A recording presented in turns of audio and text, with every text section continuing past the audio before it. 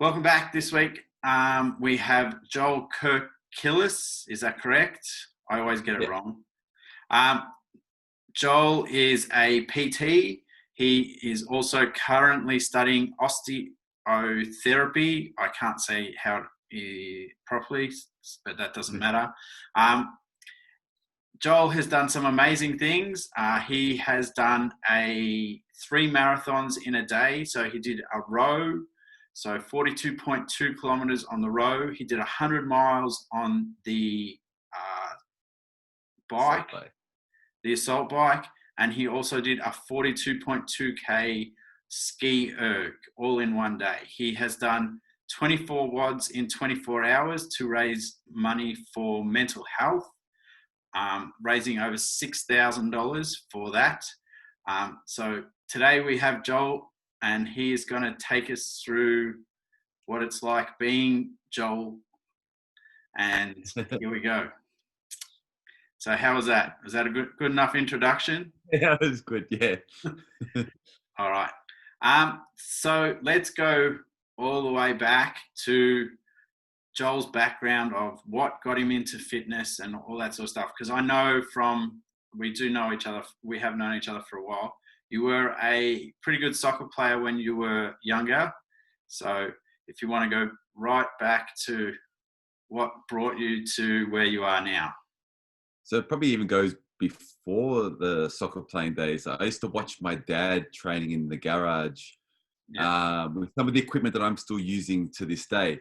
And I used to watch him and thought he had a pretty impressive physique. And me being an inquisitive sort of child, I used to go there and touch the weights and try to lift the weights and laying on the bench and try to do bench press with the bar. And I think I would have been about 8 or 9, even about that age. My dad wrote me a program, like a full body program.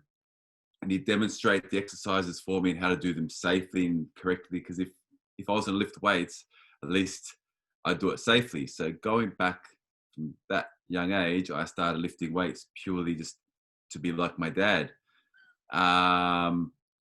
And yeah, like you said, I was a soccer player. So I started at about under 10s playing for Brunswick Juventus. And I wanted to be a professional goalkeeper just because I was not terribly good outdoors, like on the field with my feet. I ended up being much better with my hands as a goalkeeper. And yeah, throughout my teenage years, that was my aim, to be a professional soccer player and go overseas and play in Europe. And one thing led to another, injuries and just being a rambunctious sort of teenager, kind of went off the rails a little bit and didn't end up pursuing that career like I thought I would. But it, in a way, got me back to lifting weights. And when I finally injured myself, like I did my ACL, part of my rehab was to go back lifting weights. So the things that I learned as a child in terms of lifting correctly and safely served me well to go back into sort of rehabbing my knee and getting myself strong again. And being competitive as I was, I thought I'll pursue bodybuilding and take this training passion that I had to the competitive level. And yeah, one thing led to another, and it's been the last 15 years, and I don't think I've even stopped training for barely even a day since. I can attest to that. There's probably not been a day in those 15 years you haven't done some sort of training. Now, you have competed in bodybuilding and as a power lifter as well. And you've done a lot of local competitions, CrossFit as well. So according to the internet, you're not supposed to do that because that's not, you've got to pick your stream and stay there. And I'm all against that. I think you should be able to do what feels good and keeps you moving. And whether it is bodybuilding, powerlifting, or whatever, as long as whatever you're going after, you're pursuing. And I think you can put all those sort of modalities into your training. That's my personal opinion. Now, what I want to hear is, bodybuilding first, into the powerlifting, and then that transition into CrossFit as well. How did that all sort of come about? So I guess my training beginnings were all bodybuilding orientated. So I used to admire like Mike Mensa and Dorian Yates and guys like that when I was younger and I was training. So my passion and drive was to be a bodybuilder. I didn't really know much about other training modalities.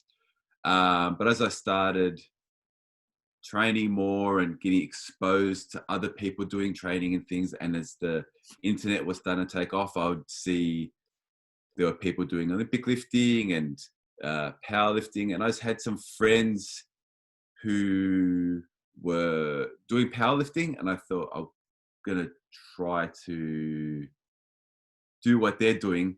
And I guess part of being competitive and also wanting to push myself, I would just try to lift as heavy as I could and try to be as strong as I could to complement looking as good as I could.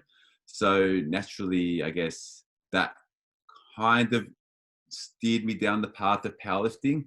And I tried to combine the two while I was doing my bodybuilding. But like you said, maybe staying in your lane to be the best at what, like that particular sport is probably advisable, because I don't think I was terribly good at powerlifting, but I did have a great time while I was doing it. Yeah. I think you've got to enjoy it. Well, it doesn't matter what you do, whether it is bodybuilding or powerlifting or CrossFit. If you're not enjoying it, move on.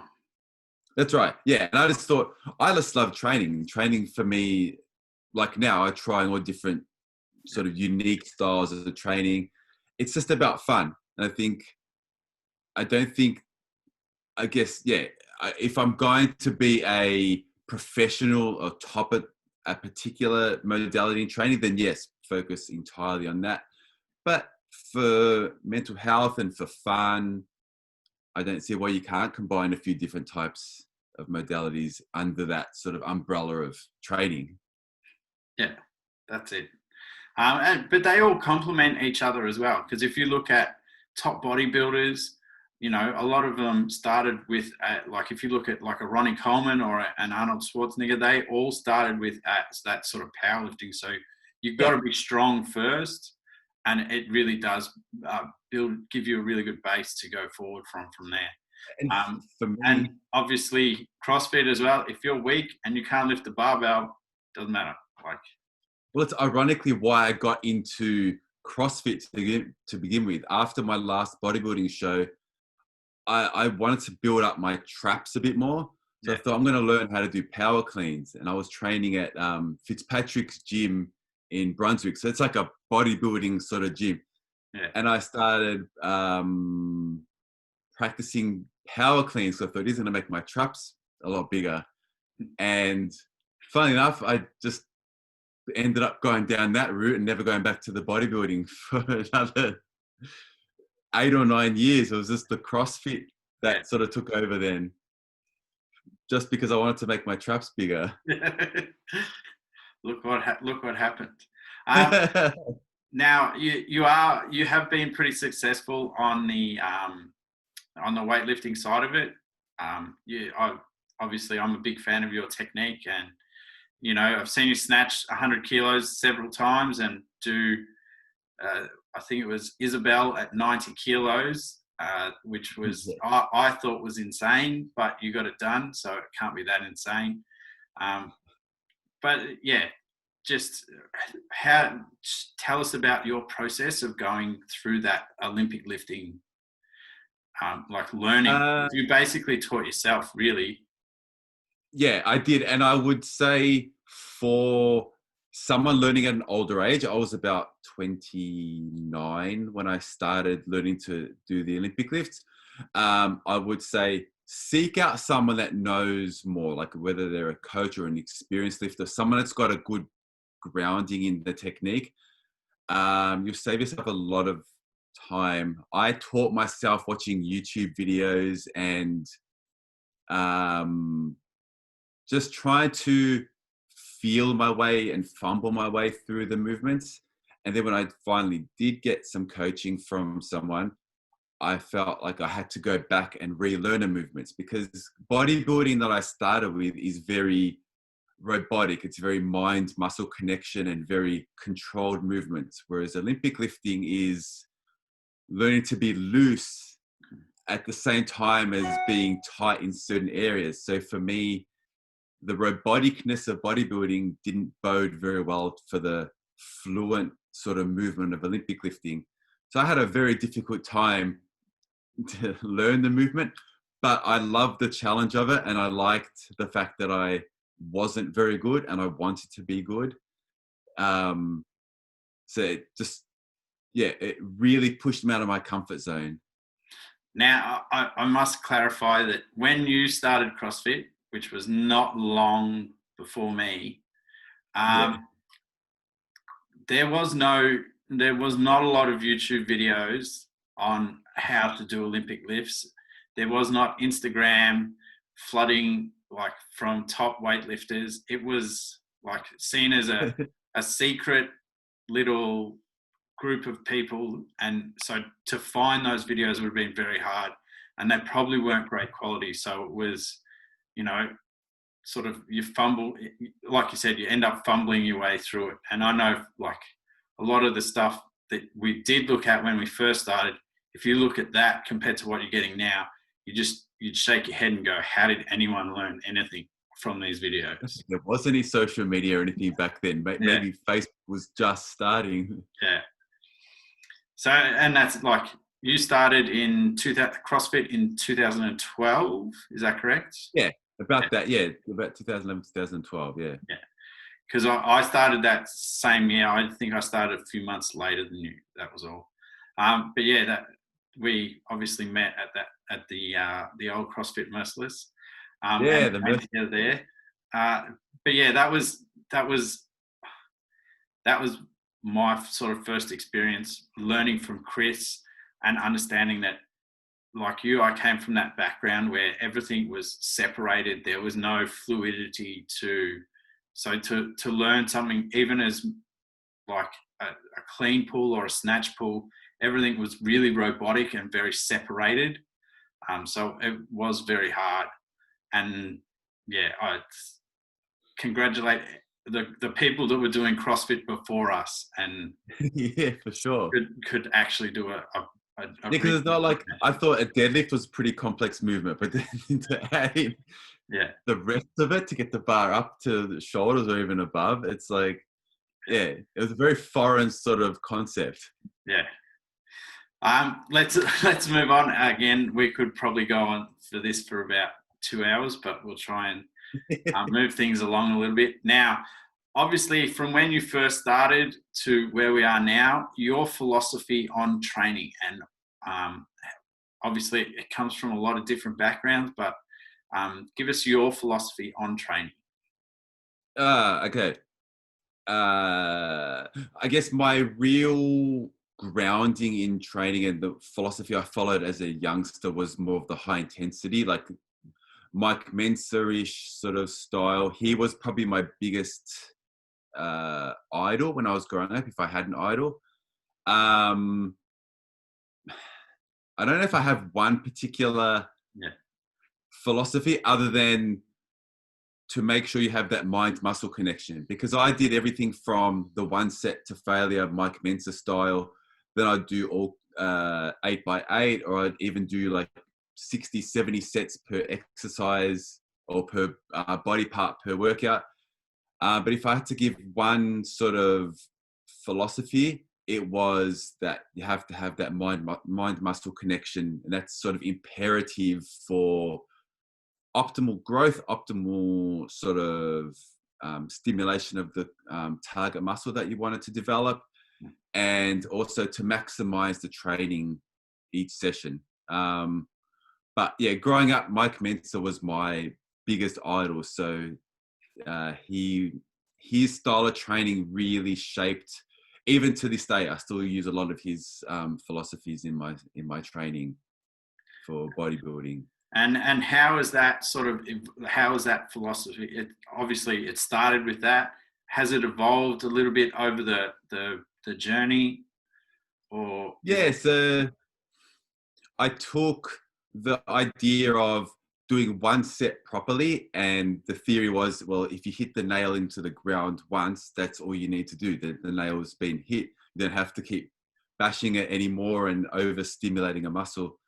But then there's also the fact that as a natural athlete, my central nervous system or my musculoskeletal system isn't going to recover as effectively as someone who's enhanced. So perhaps going all out to that sort of, dare I say it, sort of balls to the wall mentality and intensity, I'll find that my nervous system will just not be able to handle it, and I'll get run down, or I'll just get excessively sore. So I've learned now to sort of combine the high intensity workouts with a bit more of like a lower intensity but more volume style of training, where I get just a bit more of a pump, and the intensity of the workout is a little bit lower than what I do on the super intense single set days. Yeah. So that's probably my grounding or my learning as someone that's a bit more mature now in how I train, to not go all out all the time, to kind of sort of cycle it a little bit more. Yeah, build up to it, then come back down. Yeah, so that you can stay in the gym longer. Now, on that, I'm going to talk about how you've been able to rehab a lot of your own injuries. So I've seen you fracture your elbow.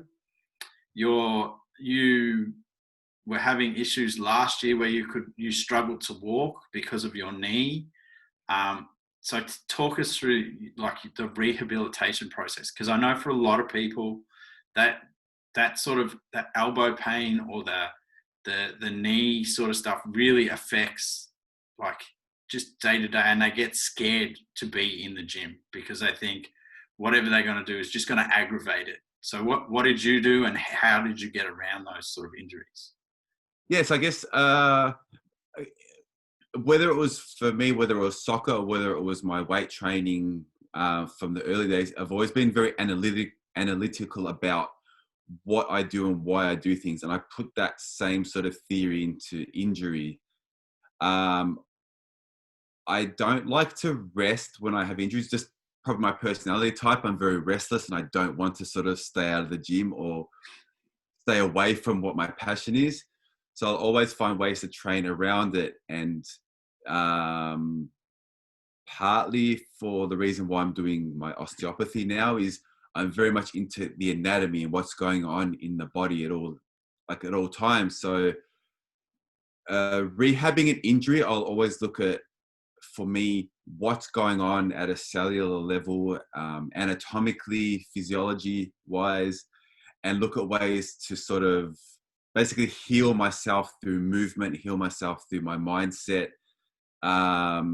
look at the affected area, look at the antagonist muscles or the other agonist muscles and the assistance muscles, try to get them very strong, look at my functions, the way I move, and look at where I'm kind of going wrong and whether that could be a cause of my injuries.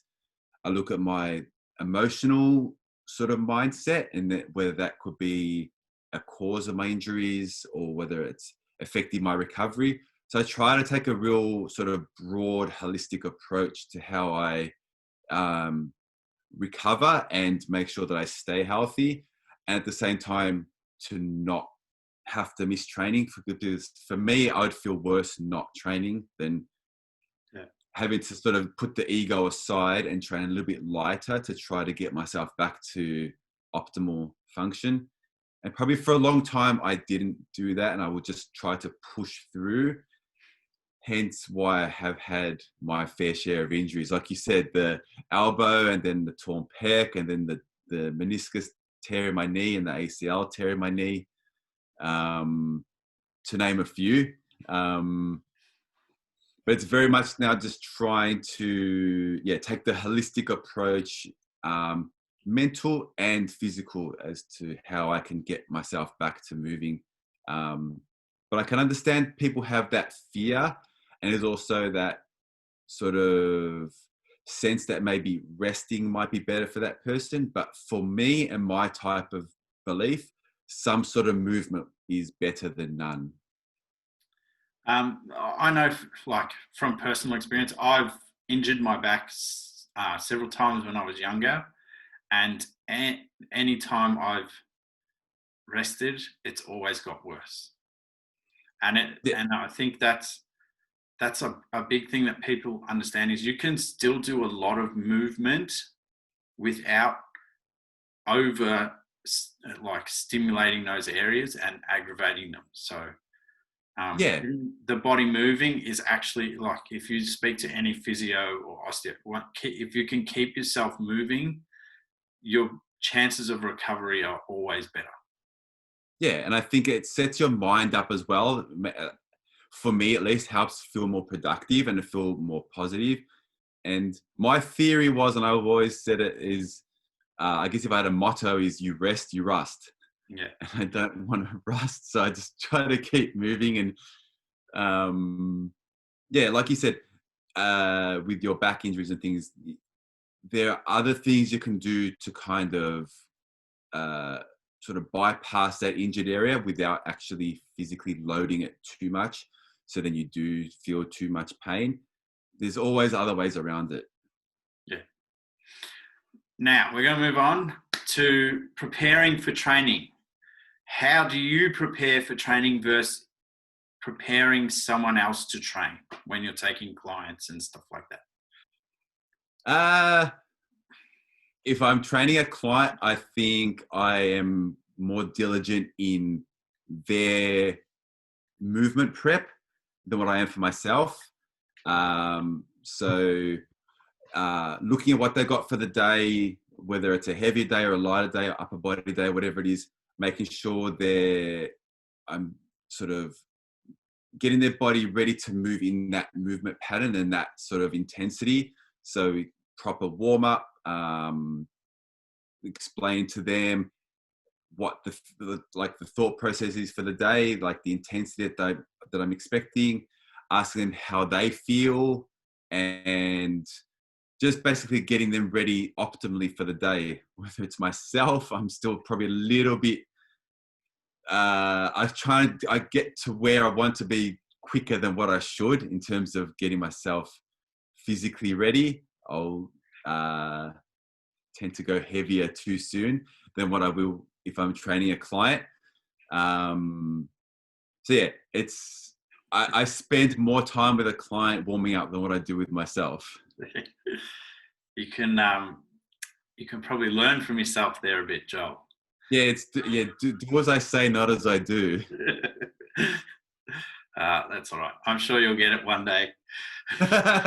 I'm practicing. I'm practicing. So we're going to go into business and training before this COVID pandemic came in, and then after as well. So business, clients, what you were doing beforehand, and then obviously afterwards going into this lockdown phase and what you're doing at the moment. Yeah, sure. This COVID thing has taught me even more so the importance of the mental health aspect. And obviously it's beyond my scope of practice to get the psychological side of things with clients, but I can be at least a shoulder to cry on, or just an ear to listen to for a client who may be struggling. Whereas before, I always had that passion about mental health, but this COVID situation has really taught me the importance of the holistic side of training, not just the physical, but to actually listen to the client's language, or just look at the warning signs that something may not be right. So that's probably the biggest lesson that I've taken out of this going forward in terms of being a better trainer, a better practitioner, just a better person, I think, in general, to really listen and not just do words, but to look at someone's mannerisms or the tone of their voice or the intensity that they're bringing to the day. I think there's little signs that maybe I missed in the past that I'm getting better at. I'm still not great at it, but I'm getting better at being able to pick up. So just really make sure the client's getting the most of their time with me and that they can walk away and feel better than what they did before they started. And whether it's from what I do or it's whether they can just see it in themselves and I can just facilitate that sort of improvement. For me, that's the biggest takeaway from this. And it's also a lot of things are done on Zoom. So even just having to look at subtleties in things as we are now, like via Zoom, it's really made it like shot that learning curve straight up, and it's made it real challenge for me to get my head around and improve myself as a trainer and person. So business wise, because you were working at was it Elite Fitness? Is that correct? Elite, yeah. So that's all out now. None of that's been done. So I just do some stuff via Zoom, and I answer people's questions like remotely via email and text and things like that. People send me training videos, and I can analyze their videos for them. But it's all remote now. It's not like no face-to-face interaction. No. But like, are you as busy as you were beforehand? Are you less busy? How has it affected your work? Busy, client number wise is less, but the time I spend with a client is longer than what I would when I was working back at a gym. Mainly due to the different structures that we had at the gym compared to what I offer. I generally do longer sessions. So I feel like, for me at least, it gives me more time to spend with a client, to really just go into a bit more detail and perform each movement in a way I would like it to be prescribed, as opposed to just sort of cycling clients in and out and just almost shake hands with one goodbye and then shake hands with the next person, like a revolving door. I like kind of the way I train. It's a little bit more slow and more methodical, and that's sort of how I do it with clients. So for me, I have been as busy, just seeing less people now. But you're able to devote more time and a lot more quality to those clients rather than... I believe so, yeah. And I really like that personal aspect and getting to know someone and going through the journey with them. I think, and I'm learning it as a mature age student, there's the finish line is there, one like down the track, but the journey to get there is where it's all at. So that's, for me, the personal aspect of personal training people is fundamental to me. So to get to know the person and to be in the struggle with them each day is where the beauty in this is all. Yeah. And I think that's a big thing for a lot of people is,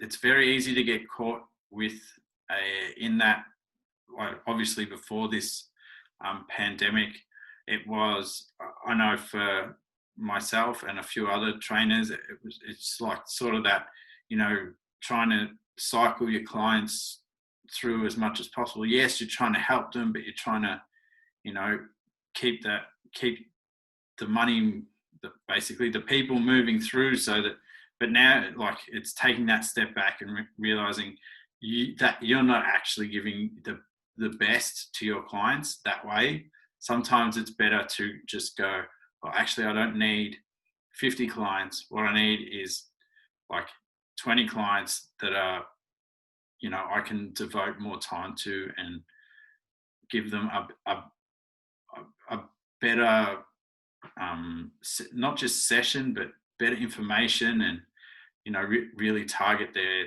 goals and their approach. Totally. And it's taken something like this, in a sense, like, at least for me, to see that. Otherwise, it's like, yeah, sometimes you just go along with things and it feels like you're doing it right, or it's not much else to learn. But then something like this, like the COVID situation, has really, for me at least, sort of, yeah, stopped me in my tracks and forced me to think outside the box a little bit more, and how I can improve myself. So the clients that you're working with, obviously it's all done remotely. How has your programming and exercise changed? Are a majority of them here in Victoria, or are they sort of spread out? And all in Victoria. All in Victoria. That's all right. Yeah. I don't want to say simplify things. I try to keep my movements that I generally teach on the simple side. I very much don't like to overcomplicate things, but I think this has made me learn to speak better in terms of explaining movements. I was very much before just demo movements, and then let the client do it, and then I could kind of guide them as they're doing it. Whereas now it's very much me learning to explain things in a much more coherent, concise way. So that's been the biggest learning curve as explaining exercise as a trainer. Be more concise with my wording as opposed to just demoing things, because it's not the same as when you're in person with someone to, yeah. Yeah, I know exactly what you're talking about. I'm always a visual person, and tactile, so I can push and poke and prod people. Yeah. But you can't do that over Zoom, so that doesn't work. Doesn't work the same. No, I tried. It doesn't work. So yeah, learning how to speak articulately, and even writing summaries for people and getting them to work on things makes a massive difference. Using the correct words, but also asking for a lot of. I tend to ask for a lot more feedback from people now, because I need them to understand that what they're doing. Yeah. If they don't understand, like, you can write all the words, but if they don't understand the words you're writing, it means nothing. That's right. That's a very, very good point. Very good point. Yeah. And it's hard to see. It's hard to see how hard someone's working sometimes. The sweat doesn't quite show up the same on the Zoom screen as it does. And it's very easy for people to accidentally position the camera in somewhere where they miss half the exercise. So yes, that's a common thing. So the next question I want to ask you is, what do you take out of your training that you use in everyday life? It's like something you've learned in the gym that you use every day in life. To give everything I do 100%, whether it's attention to someone, whether it's my dedication to study, whether it's my dedication to how I eat. I put 100% into everything I do. And that's probably my biggest lesson that training's taught me. Yeah. Be focused. And if you're going to do it properly from the start. Don't miss it. Yeah. And it doesn't mean I'm not going to make mistakes, but at least my intention is to put all my focus and energy into everything I do, at whatever it is. So whether it's spending time with someone, having a coffee, or whether it's a job interview, or whether it's unpacking boxes at my retail job, or everything I put my entire energy and effort into at that time. And that's, training's taught me that more than anything. Oh, that's good. Now, with everything that's going on, like we were talking about earlier, the mental health side of it, and this is kind of what I'm really delving into is a lot of people are struggling with mental health through being locked down, not being able to go anywhere. And I know you are a big advocate for mental health. So what are some of the things that you've got in place that you can share with people to help, and you can think that will help people and keep them, try and keep them up and not getting caught in that cycle of, that depressing cycle. Yeah, and it's going to vary from person to person, and I can't pretend to even understand how someone else feels. I can only speak, I guess, from my experience and my truth. But I think what keeps me going is finding my passions and devoting my time to. And for me, it's reading or it's training. Things that I remember from a childhood, like lifting weights. That's been my biggest passion through my whole life. So, or if I could encourage someone to, if they're struggling, think about what you wanted to do when you're a child. And I think we've been given this unique opportunity. Granted, for a lot of people, it's going to be a financial struggle, and I can't help in that sense. But the advice I would say is think about what you had as a child that was your passion, that you wanted to be when you grew up, what makes you happy, and try to implement some of that into your routine now, whether it's reading or whether it's painting or writing or for me it's exercise. And there are some days when I'm not training with equipment, I'm just doing body weight stuff. So I can kind of empathize with people that don't have access to equipment, because there's not always the time that I have access to equipment as well. But I think, find what's in your heart that you may have put off because of busyness or because of just life getting in the way. We've been given this, crazy, unique opportunity that we may not ever get again. So don't live your life with regret. Think about what truly makes you happy and try to add some of that into your routine, and it might help make this, what can be a struggle for some people, hopefully that much easier. Excellent. I really like that one. That's good. Because I think that's a lot of people need to do that. I know myself. It's easy to get caught up in just doing it, like worrying about other things instead of like look back. What made you happy? What were you sort of excited about as a kid? And go back to that. Find that excitement and that sort of passion again, and go forward. Yeah, and look, and I know it's easier said than done, and I guess I'm only speaking from my experience, especially with my experience with substance abuse and things like that. I use some of those things as a tool to help me get myself healthy, and I'm kind of using it as a way now to sort of cope with all this situation. But it's a difficult thing, especially if you feel like, and the finances for a lot of people would be a big challenge. So it's very hard to sort of separate that from not becoming the underlying sort of thing that sets your mood for the day.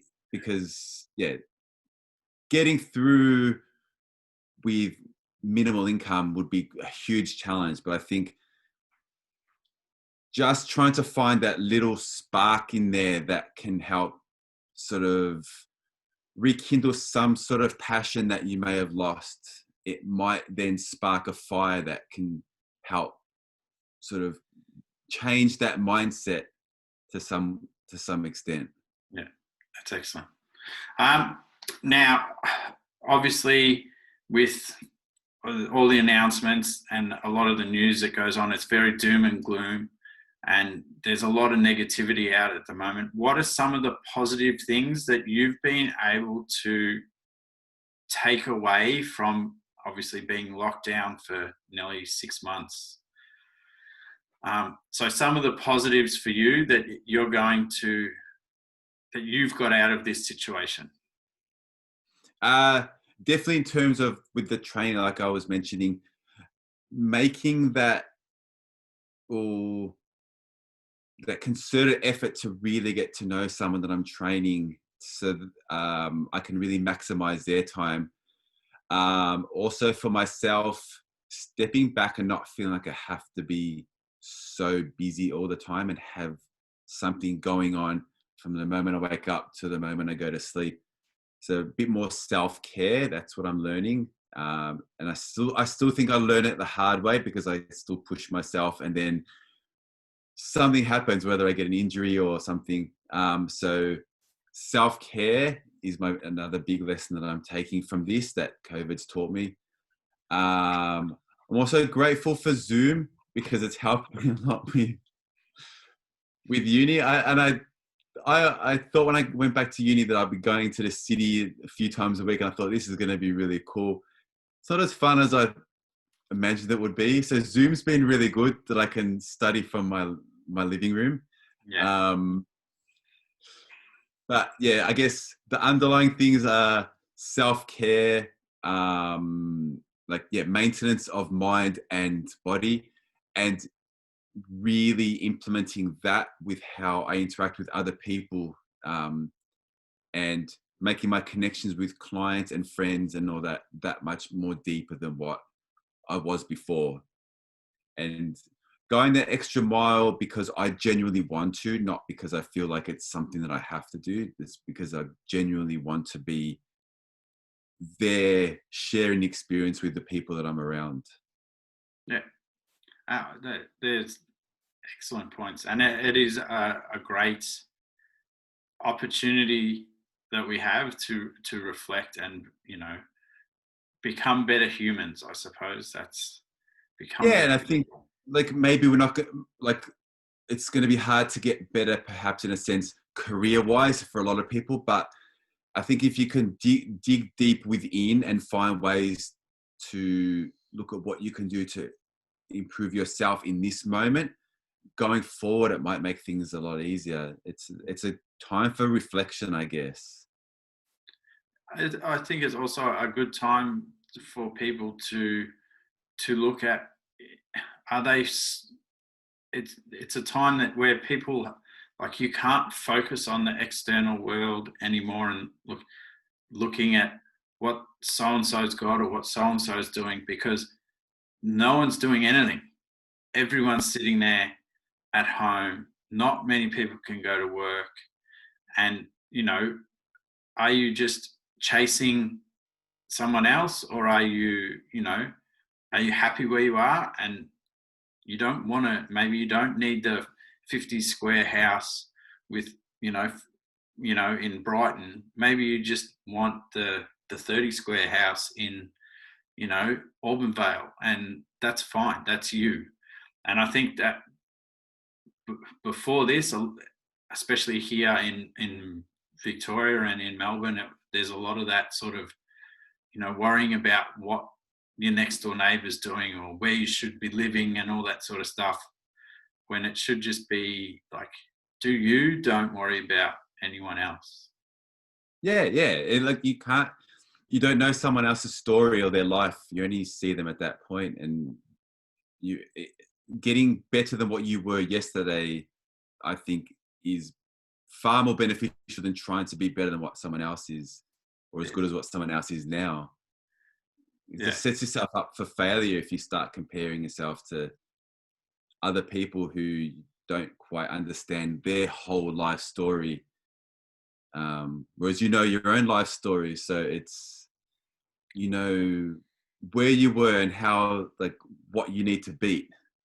And some people are very good at omitting certain details from their backstory, and some of those details are quite poignant in their story, but they choose to take them out, so they'll only tell you what they think you want to hear. Totally, yeah. And it can set up a fantasy then that what they've achieved is even greater than what it may have been, and just that pressure that it can put on yourself then is even, like, it can be crippling in some cases. Yeah. And yes, it doesn't always come out in, sometimes you come across as being all right, but your body starts to do things that it's fighting against you, even though you're putting up this facade, but your body's just saying, and your mental health is going out the window. But people put up that facade to try and hide behind it. Correct. Yeah. And in some way, shape or form, it'll come back. Yeah. Like, you can only sort of cover it up for so long before, like, the incongruency, whatever, kind of comes back to bite in a sense. Yeah. All right. Now, if people want to get in touch with you, what is the best way? Put Instagram, Facebook, email, whatever you want to give, let them know and they can get in touch. So, I'm probably the most active on Instagram. I'm always putting up little videos of what I'm doing each day, training or uni, whatever. So yeah, via my Instagram is probably the easiest. Almost always replies, like, as soon as it comes. Yeah, that's probably what I'm most active on. So Instagram, it's J Kirkilis. It's J Kirkilis. I'm checking it right now. That's right. I should know my J Kirkilis. Yeah, at J Kirkilis. That's right. I'm glad we got there eventually. So that's if people want to get in touch, obviously Instagram is the best way to get in touch with you. I hope you've enjoyed this chat. I know I have. It's been awesome. Thank you very much.